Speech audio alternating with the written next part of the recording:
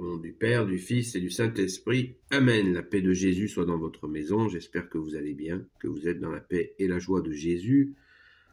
Donc, c'est l'Évangile selon Saint Jean qui continue.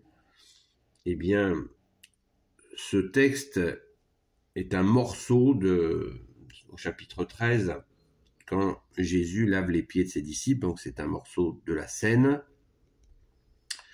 On est un peu en avance sur le jeudi saint. Mais c'est ainsi, ceux qui proposent l'évangile du jour pour toutes les messes du monde, eh bien, on a cette lecture-là qui nous est proposée et où l'évangile est, vous le savez, coupé ici ou là, des fois, heureusement, des fois, c'est un peu étrange. Donc au verset 21, il nous est proposé de commencer au verset 21, après toute la partie où Jésus fait le lavement de pieds, mais on y reviendra jeudi, n'en doutons pas. Et ce sera célébré, hein. Il ne s'agit pas de ma petite personne. Verset 21, à peine Jésus avait-il dit cela qu'il fut troublé en son esprit. Alors il dit clairement, en vérité, je vous le dis, l'un de vous va me trahir. Les disciples se demandaient de qui il pouvait bien parler, et ils se regardaient les uns les autres.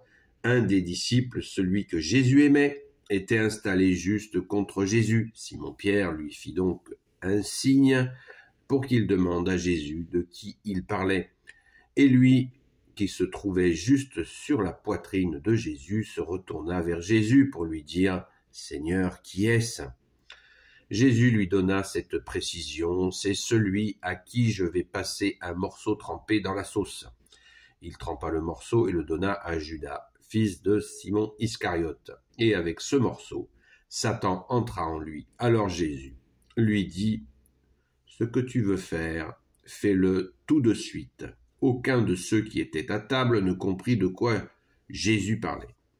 Comme Judas avait l'argent, on pouvait penser que Jésus lui disait d'acheter ce qui manquait pour la fête ou de donner quelque chose aux pauvres. Judas prit donc ce morceau et sortit aussitôt. Et il faisait nuit. Le titre du paragraphe suivant, c'est « Je vais vers le Père ». Lorsque Judas fut sorti, Jésus déclara « C'est maintenant que le Fils de l'homme est glorifié, et que Dieu est glorifié en lui. Aussi Dieu va-t-il lui faire partager sa gloire, et il le fera bientôt. Mes petits enfants, je suis encore avec vous pour très peu de temps. Vous me chercherez, et comme je l'ai dit aux Juifs, je vous le dis maintenant, vous ne pouvez pas venir où je vais. Je vous donne ce commandement nouveau. Aimez-vous les uns les autres comme je vous ai aimé. Ayez de l'amour entre vous. C'est ainsi que tout le monde reconnaîtra que vous êtes mes disciples. » Alors Simon-Pierre lui dit « Seigneur, où vas-tu » Jésus lui répondit « Tu ne peux pas me suivre là où je vais, mais tu m'accompagneras plus tard. » Pierre lui dit « Seigneur, pourquoi est-ce que je ne pourrais t'accompagner maintenant ? Je donnerai ma vie pour toi. » Mais Jésus lui répond « Tu donneras ta vie pour moi. En vérité, je te le dis, avant que le coq chante, tu m'auras renié 3 fois. » Merci Jésus pour ta parole. Alléluia. Donc, Évangile chapitre 13, versets 21 à 38. Donc là, je le répète, le contexte, c'est la scène. C'est le dernier repas de Jésus avec ses apôtres. Le jeudi saint, le jeudi soir, la veille de la crucifixion. Donc, il nous faut méditer sur ce contexte-là déjà. Quel est-il ? Très important. On l'a déjà repéré dans d'autres moments, le disciple que Jésus aimait. Ça tombe bien, c'est l'évangéliste qui le rédige. C'est Saint Jean. Saint Jean, vous savez, il est représenté dans ces immenses tableaux de la scène, là, de Léonard de Vinci, où on voit Saint Jean qui a la tête reposée sur la poitrine de Jésus. Saint Jean était le disciple le plus jeune. Je crois qu'il avait 17 ans, quelque chose comme ça. C'est vraiment le plus jeune de tous les apôtres. J'ai dit le disciple, l'apôtre le plus jeune. Donc, quand il y avait une question précise que les apôtres voulaient poser à Jésus, ils la posaient à Saint Jean, qui se blottissait contre le cœur de Jésus. Et Jésus lui répondait.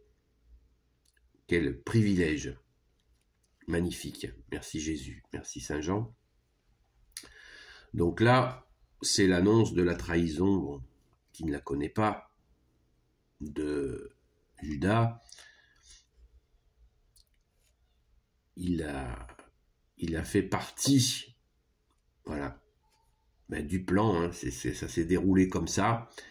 Et des fois, je vois une espèce de haine envers Judas. Bien sûr, je n'approuve pas, mais je n'ai pas approuvé ou pas approuvé, je n'ai pas à juger ce qui s'est passé. On ne juge pas ce qui s'est passé. De la même manière pour Pierre et son reniement futur. Nous n'avons pas à juger les hommes du passé ou du présent. Nous n'avons pas à juger. Simplement, on comprend, on savait, on l'a vu hier, que Judas piquait dans la caisse. Jésus devait bien le savoir qu'il piquait dans la caisse, évidemment. Donc Jésus savait à qui il a affaire. Et cela montre aussi que Jésus a pris des gens de toutes sortes avec lui, y compris des personnes comme ça.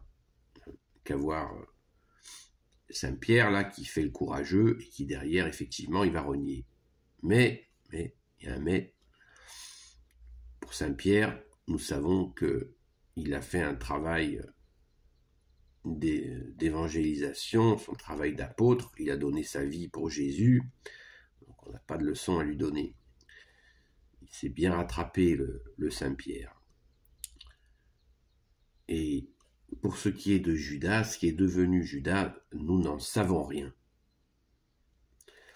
On sait qu'il s'est suicidé, mais là où il est, là où il séjourne, où il a séjourné à sa mort, nous n'en savons rien. Il y en a qui font des suppositions. Moi, je vous propose à nous tenir à l'acte des apôtres quand Judas est remplacé par Matthias, qui deviendra Saint Matthias, lors d'un tirage à la courte paille. Eh bien, les apôtres, quand ils se préparent à remplacer Matthias, où ils demandent à l'Esprit Saint de choisir entre deux personnes, eh bien, les apôtres, eux-mêmes, les apôtres, disent Judas est là où il doit être. Mais je pense que sans se prendre pour des apôtres, nous devrions nous dire la même chose. Voilà.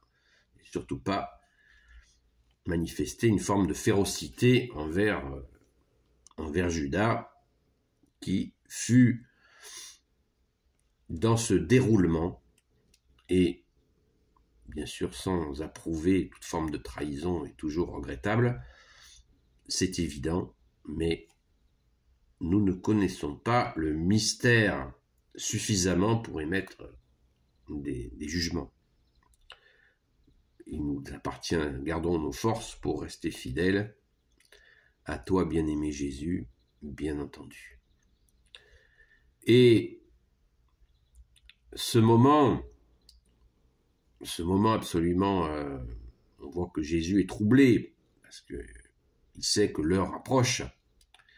Eh bien, c'est un moment où les apôtres, on le voit bien, ils sont paumés. Hein.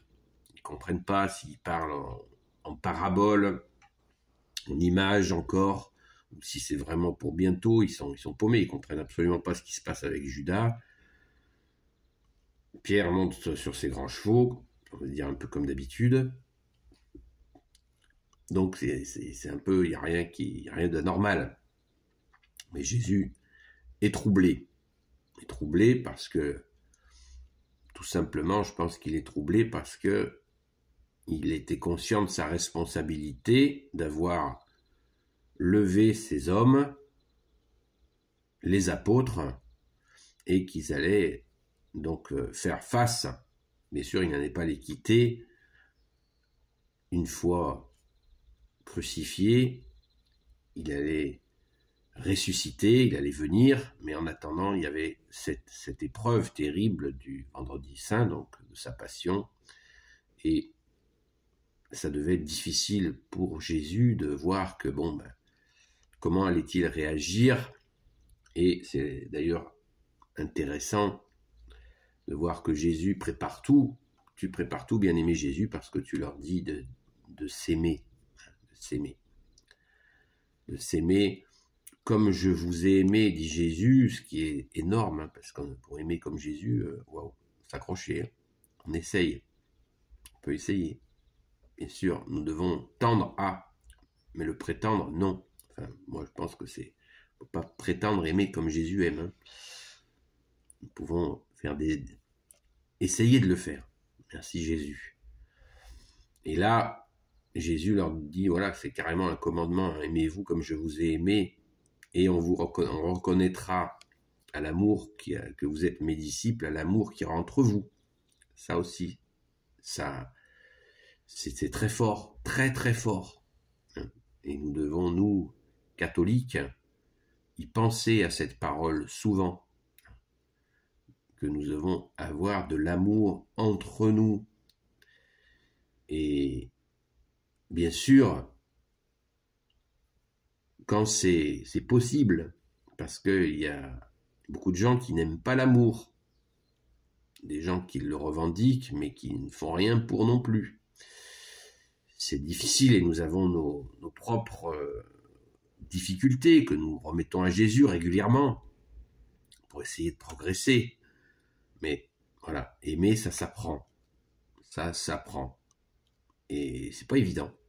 Mais avec toi, Jésus, c'est possible d'apprendre à aimer. Et nous essayons de faire de notre mieux. Voilà, donc ce moment est douloureux pour Jésus, ça va de soi. Les apôtres sont un peu paumés, je viens de vous le dire, à mon avis. Donc il nous faut sans cesse nous replonger dans cette demande de Jésus, hein, de nous aimer les uns les autres. C'est une bonne façon pour ceux qui ne sont pas, y compris ceux qui ne sont pas catholiques, de voir qu'il y a quelque chose.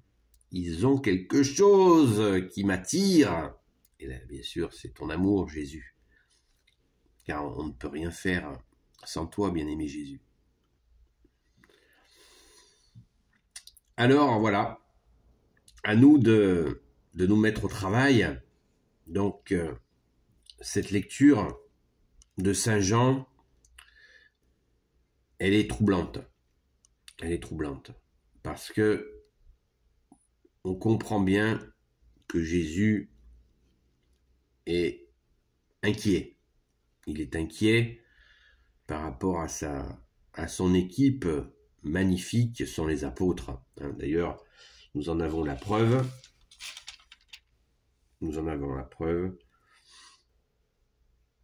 Quand Judas se barre, donc il n'y a plus que 11 apôtres, et Jésus leur dit, au verset 33, « Mes petits enfants », et après il continue, il dit, « Mes petits enfants, je suis encore avec vous pour très peu de temps. » Mes petits enfants. Je crois que tout est là.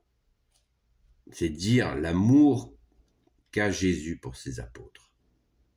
Amen.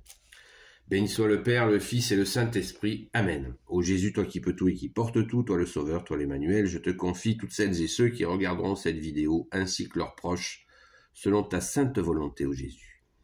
Sainte Marie, Reine des cieux, toi l'Immaculée Conception, toi qui écrases le serpent, toi qui as la lune sous tes pas, toi notre Mère, Notre-Dame. Saint Joseph, toi le juste et le saint, toi le sage, toi la terreur des démons, toi le saint gardien de la Sainte Église catholique apostolique. Sainte Marie-Madeleine, notre chère sainte patronne.